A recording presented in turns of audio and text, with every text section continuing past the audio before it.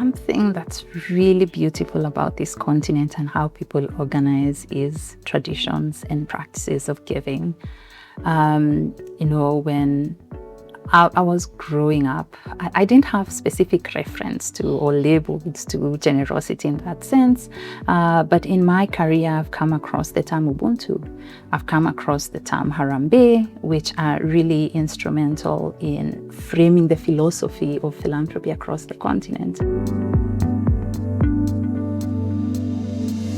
Hi, my name is Bolanle Onlubo. Welcome to the APF podcast series. With me today is a very special friend of APF, Catherine Mwendwa, the director for GivingTuesday Africa Hub. Welcome, Catherine. Thank you. Yeah, it's a pleasure to have you here today. Thanks for having me today. Yeah. Catherine, you've spent much of your career working at the intersection of philanthropy, community engagement, and now leading Africa Hub for GivingTuesday, a global movement built around generosity. And that gives you a unique lens into what everyday philanthropy looks like in practice. And as you reflect on your own journey, what experiences first shaped your understanding that generosity is much more than simply giving money? Yeah.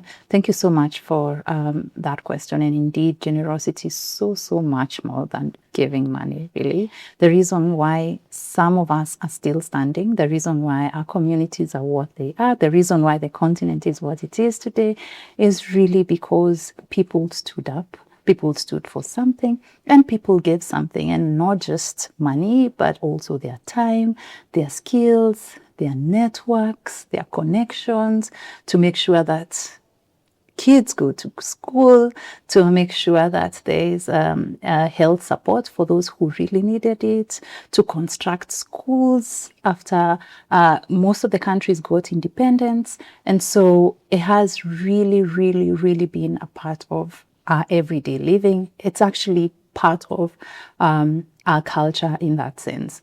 And so for me, it was just a very natural transition to how I saw my career, but also how I consider my contribution to the world to be. One, the need to truly celebrate these efforts. I think that's really important. And the second one, to seek and understand how we can scale this, but also how we can support leaders around the world who care enough to stand up for something and who care enough to mobilize around the causes and the things that they care about. And that's really the basis of the philanthropy sector and the philanthropy space as we know it, but also GivingTuesday in a big way.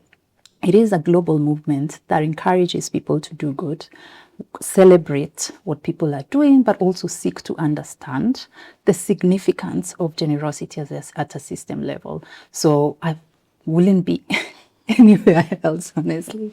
And just the experience working with the over 26 leaders across the continent has been really inspiring to connect my personal experience to experiences of others across the continent in terms of the cultures of giving, how they're inspired to community together. And so for me, it has not only been a moment to extend how I've lived my life, how I've seen my community live their lives, but also get to connect with others across Africa and see what amazing things we can do for sure. And yeah, really glad to always support the Africa Philanthropy Forum and networks of support organizations that are doing amazing work to truly amplify, talk about, but also encourage and support philanthropy across the continent as is. Thank you. And we really value your support and the support of GivingTuesday. And I like that you said culture, because that shows how ingrained it is in the communities that, are within Africa, and how it's just the way of life, right? Mm-hmm. And even when you speak, you can tell that you speak generally for your people, for the community, for Africa in general, because these are some of the same feelings that we feel. And all of us would really like to understand the significance of this generosity. And so it then brings me to ask that, year after year, we see a lot of reports, and APF worked with Charity AIDS Foundation on one recent report, the World Giving Report. And year after year, Africa ranks amongst the most generous regions in the world, often despite having fewer financial resources than other parts of the globe. Through your work, you have had the opportunity to engage with communities across the continent. What has the experience been like? What have you learned about how generosity is expressed in Africa? And what have communities taught you that perhaps is not always reflected in mainstream conversations about philanthropy? Something that's really beautiful about this continent and how people organize is traditions and practices of giving. When I was growing up, I didn't have specific reference to or labels to generosity in that sense. But in my career, I've come across the term Ubuntu. I've come across the term Harambe, which are really instrumental in framing the philosophy of philanthropy across the continent. And one of the things that truly stands still for me is just how important it is for us to understand cultures and traditions as a foundation for how people translate philanthropy as a term and philanthropy as a practice today. And this is a shared goal. I've seen that emerge across the continent, where there's more collaboration around understanding giving traditions and practices. And this is not by mere describing those traditions and practices, but also just understanding the depth of influence these traditions have in terms of how we think about development today. So we've collaborated with Trust Africa and a number of resource persons across the continent to document more traditions beyond the Ubuntus, the Ujamas, the Susu, to just explore and amplify different forms of traditions across the continent, but also build a conversation about what those traditions mean today. What do those traditions mean in terms of how you're thinking about technology or mobile platforms or giving platforms across the continent? What does that mean in terms of how we are thinking about policy and enabling environment for philanthropy, not just at our own country level, but also at the continental level? How will that influence policymakers like AU? How does that influence tech startups to think about some of these foundational philosophies that are held by communities to design the products that they are presenting for people to leverage, but also the space for understanding philanthropy is also growing. So we've seen growing community of researchers across the continent. And so one of the things that would help frame this at a more significant level is to see how researchers and research institutions also influence the investments and also the interest of researchers to understand how these traditions really speak to our development space now, but also just the potential to leverage on these traditions and practices in the context of the definition of communities changing, right? True. So communities beyond borders, what does that mean for how we refer to a very specific traditions and how we build that to a more connected giving community in that context. And then in addition to the traditions and practices in reference, what I've also come to be exposed to is just the significant contribution that peer-to-peer individual giving is making to the development space. The other thing that I've also been exposed to is the extent to which individual and collective giving supports the development of this continent, right?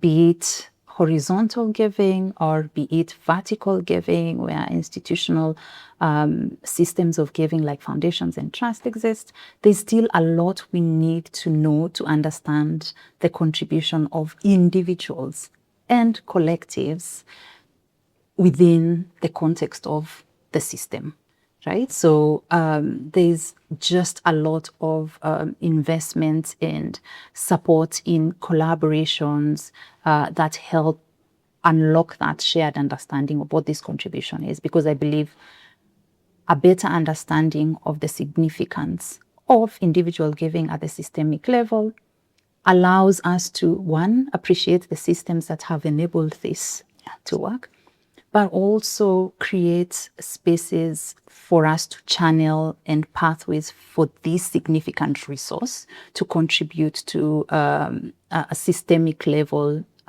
challenges, to contribute to solutions at a systemic level. And I will give an example of the education sector. So when giving a reference of Kenya, this is where I'm at. The contribution of alumni communities, right? Yes. In the education space, right, is significant. And I say this because it is a reference community that other countries connect to, at least in Africa as I know it. And so if we were to truly just understand that form of contribution and unlock these other pockets of contributions that we sometimes are blind to, we'll truly, truly, truly appreciate the abundance of giving and just the significance and the impact of generosity that is rarely talked about or rarely unheard in formal spaces, or when we count how much is going into the development space in the continent. Yeah.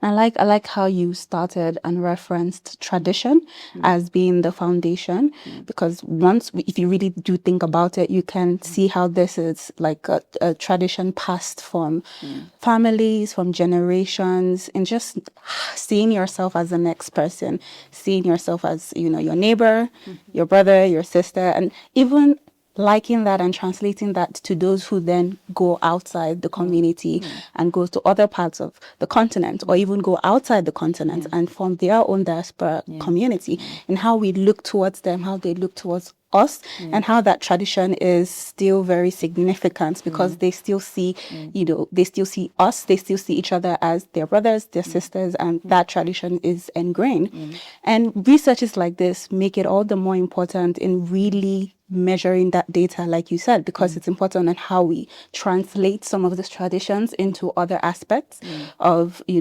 development in AI, in education. How do we broaden this? And this is I think it's important that we stay in this particular conversation, because while Africa, ranks amongst the world's most generous regions, much of that giving, like you have said, has directly been between individuals or through faith communities, rather than the structured philanthropy. And so how do we celebrate and preserve those traditions of generosity while encouraging more strategic and institutional forms of giving that can help address long-term development challenges? I think it's neither or, right? And even just the definition of what is structured and what isn't is debatable in my world. But I believe that sometimes we might tend to take things for granted if we do not invest or take time to see their significance. And that's really the case for traditions. In terms of what should we do to not only safeguard these traditions, but also ensure that generations are exposed to them and are part of how we think about protecting, defending, and enabling the integration of traditions in how we think about development design. So for me, more research around traditions, more spaces for conversations like this across generations. And then thirdly is just the ability for us to think about policy, and especially as policy evolves, how do we ensure that policy safeguards the ways of organizing that are really rooted on some of the things and some of the philosophies that communities and individuals care about. So for me, that's really, really important. The other thing I would like to note, so many institutions have been built based on the foundation of these traditions and practices. So that's why I say it's neither this or that, right? We've seen early universities that were built because the mobilization for support for some of these projects was really anchored on traditions and practices. So what I would say is that the two can coexist without necessarily comparing either, but creating a conversation and a reference that helps us see what both are doing to meet the shared goal. What is the outcome of either or structures, or what might be referenced as unstructured, if I may say so, forms of giving. I think people give to the things they care about. People give to the spaces that they trust. So beyond the form in itself, there is also the understanding of behavior. There is also the space that we create, and also the community that we build around an issue. And so for me, I will always encourage people to show up the way they feel best, as long as it's not dysfunctional. Dysfunctional, yes. I can agree with that, because inherently what I'm understanding is giving would always start from the individual, and it will always represent the individual first, and the significance of that giving would be what would then determine how strategic or how influential that giving can be. And so that's actually an interesting way to give.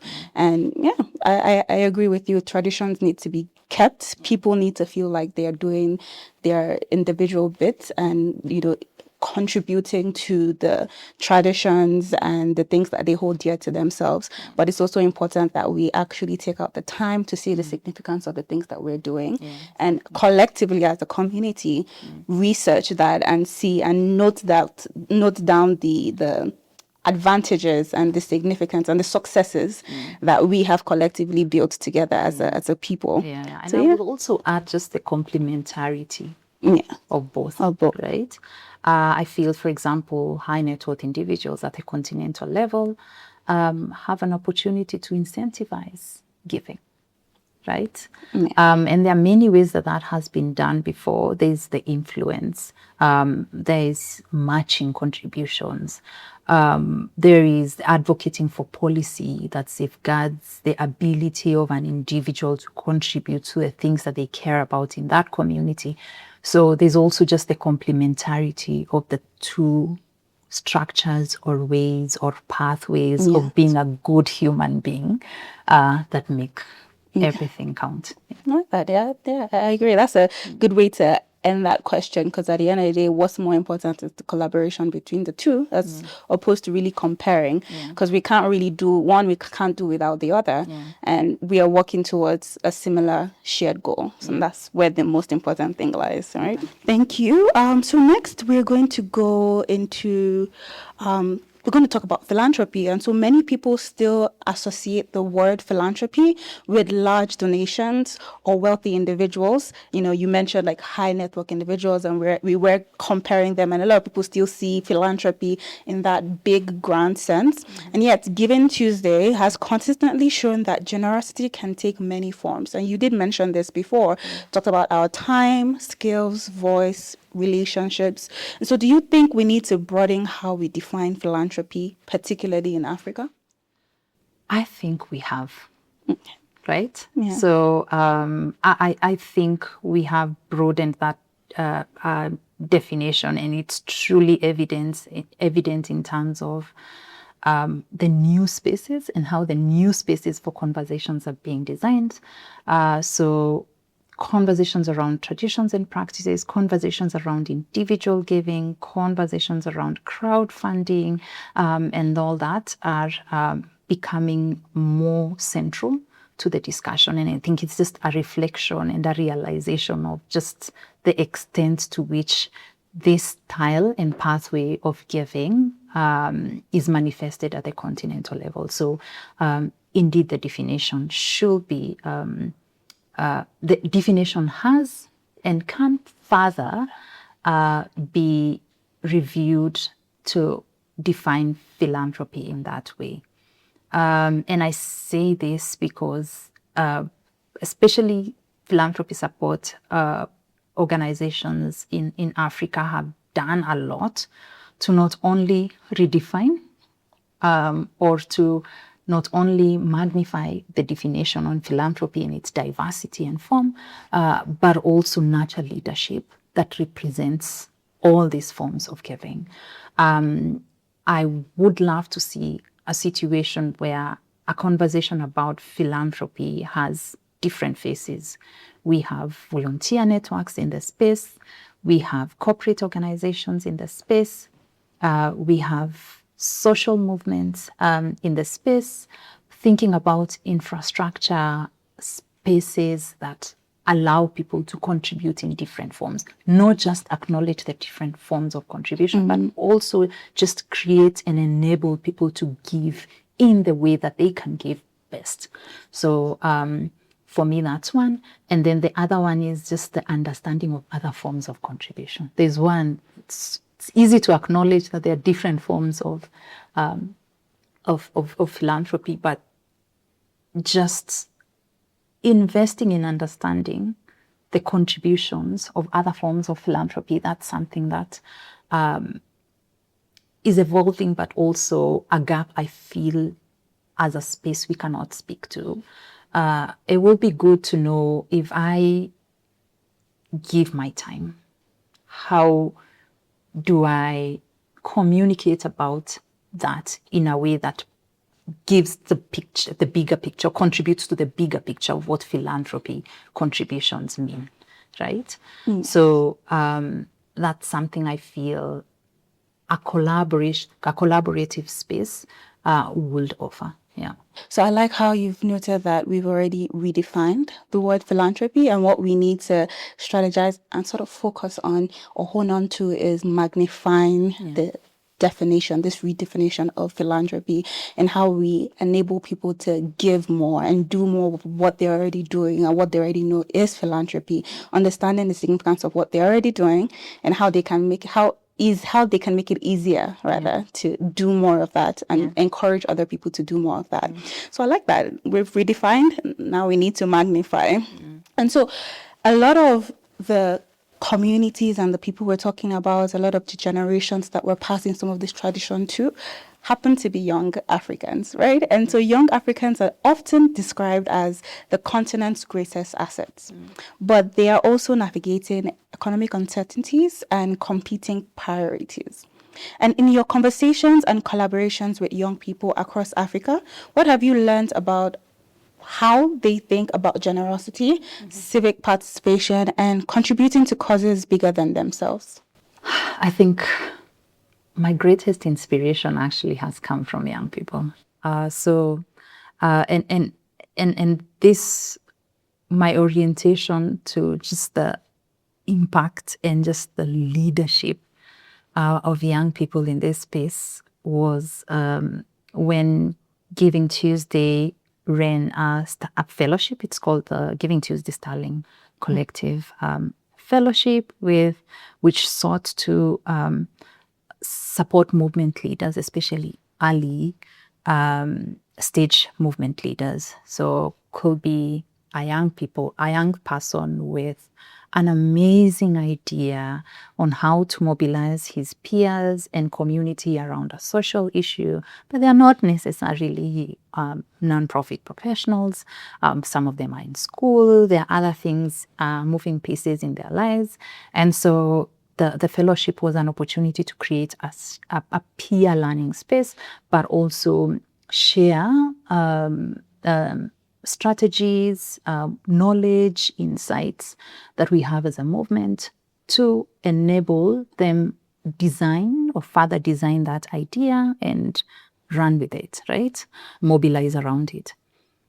And I give an example of Lesen, I always do, right? So Lesen Mutunke was really passionate about afforestation. right? And inspired by someone from a different generation, that is Wangari Maathai, he started asking himself, what can I actually do at the stage I am in life, right, to be part of the solution, right?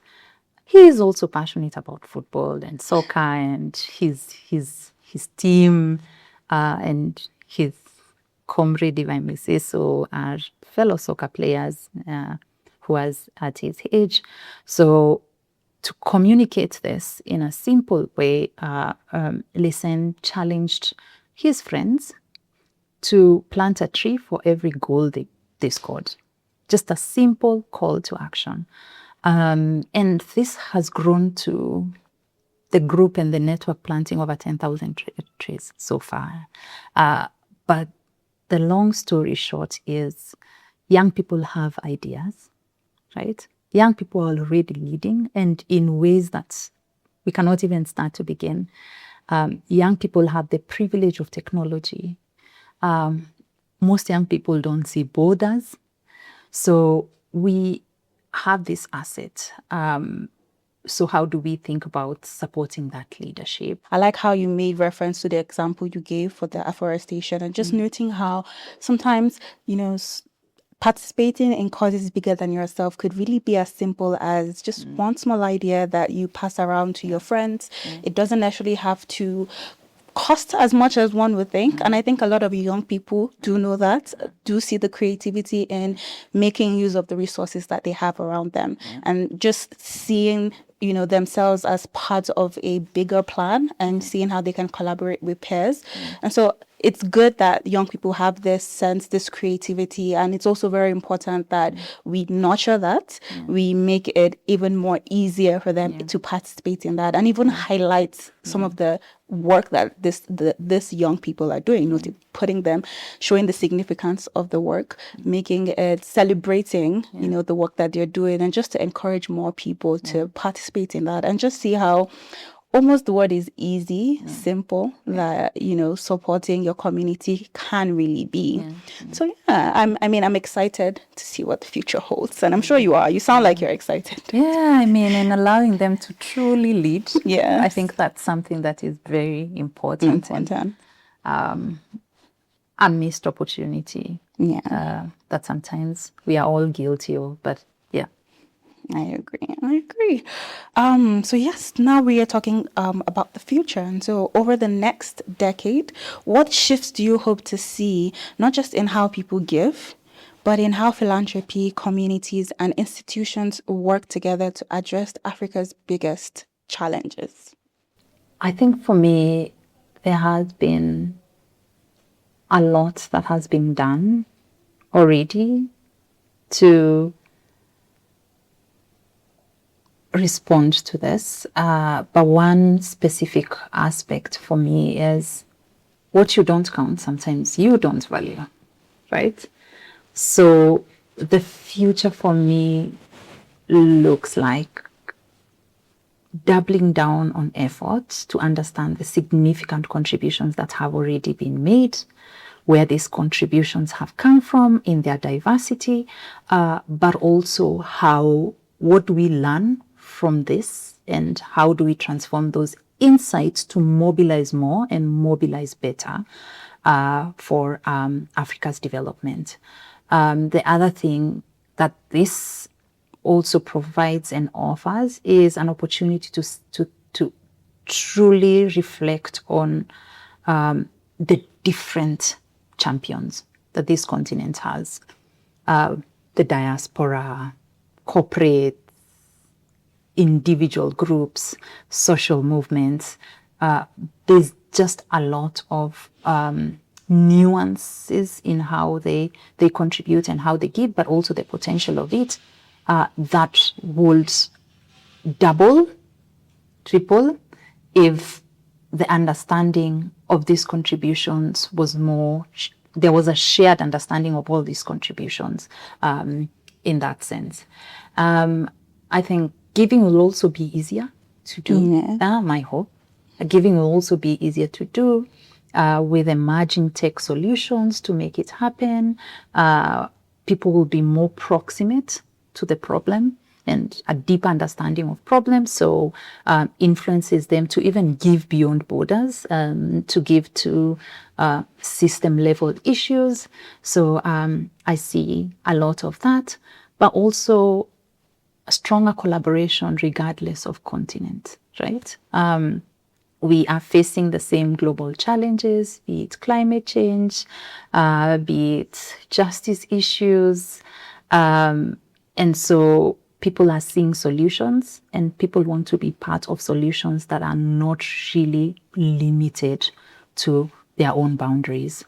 So more global activations, global mobilization around very specific issues is where we are heading to in bigger over the next decade. And that is such a big takeaway, because I love that you said what you don't count you can't really value. And so over the next decade we need to put a lot of priority into understanding the data, the significance, the contributions, and that may look like more research. That may look like really, opening the conversations, ensuring that we have, making the platforms for those conversations, and understanding what exactly it is that we've achieved as a philanthropy group, as a generous continent. And I also like that you said it also looks like bridging the gap globally, and globally is very wide. We can bridge the gap continentally. There's also with the global south. And then there's just general global aspect of bridging the gap. And this is actually part of the conversations we hope to have at the 2026 APF conference, Bridge the Gap, Reimagine the Future, which I hope you'll be coming for.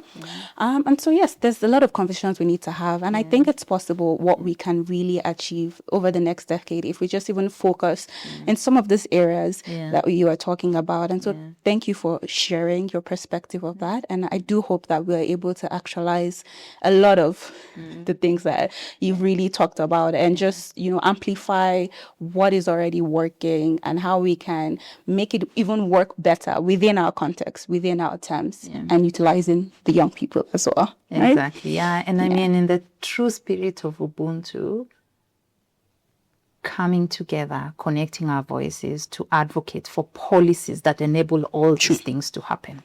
True. So, Very true. I mean, we can do all the work, but we have to ensure that our leaders are also invested in institutionalizing and structuralizing and just putting policies in place so that some of these works are not, they don't leave as the people that champion them leave as well.